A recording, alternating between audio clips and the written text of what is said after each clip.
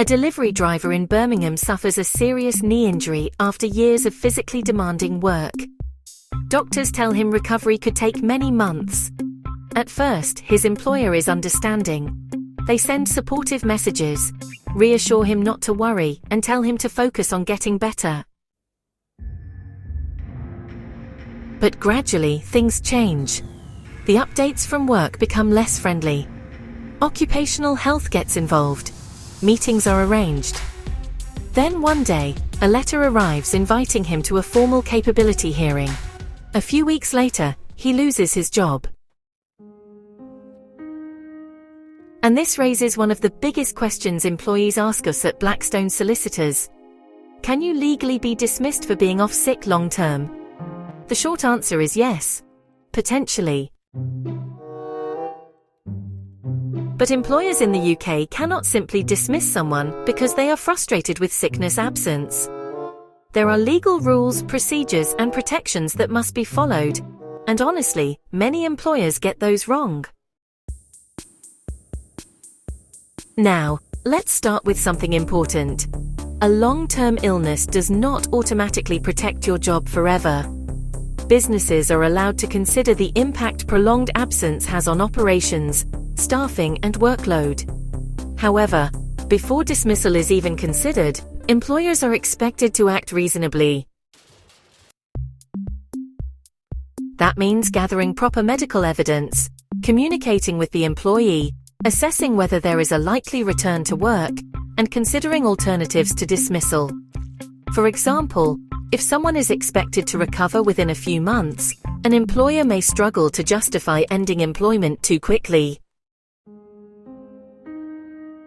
On the other hand, if medical evidence suggests there is no realistic prospect of returning to work, the employer's position may become stronger.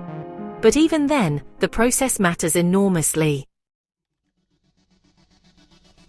So, we dealt with a case involving a finance manager who had been signed off with severe work-related stress. The company, well, they rushed through a capability process in under 3 weeks without properly reviewing medical reports or even discussing adjustments. The employee later brought claims linked to unfair dismissal and disability discrimination. And that is where another major legal issue comes into play: disability rights. If an illness or condition has a substantial and long-term impact on someone's ability to carry out normal day-to-day activities, it may actually amount to a disability under the Equality Act 2010.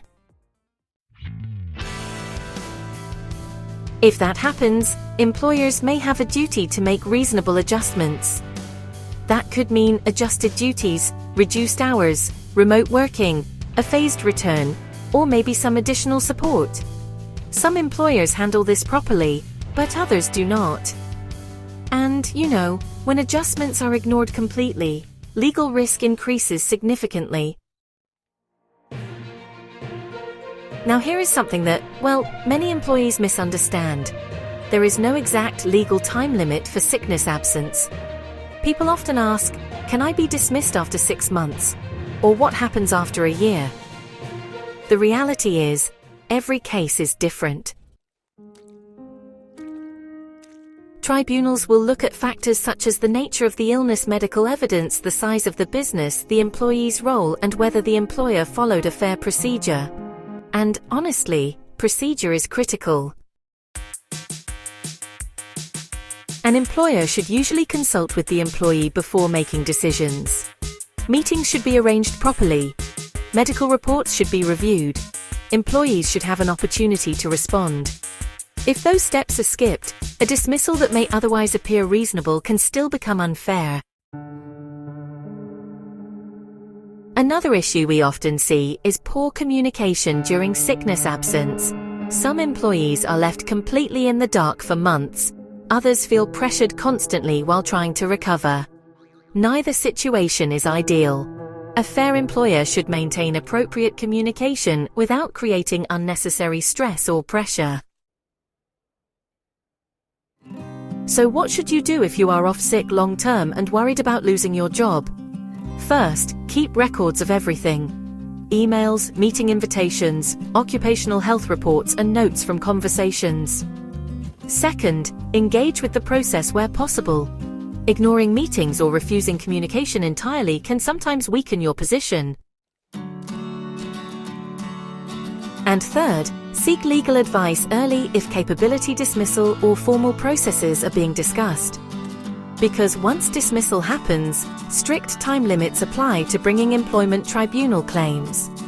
At Blackstone Solicitors, based in England, we help employees facing long-term sickness dismissal, disability discrimination, and workplace capability procedures.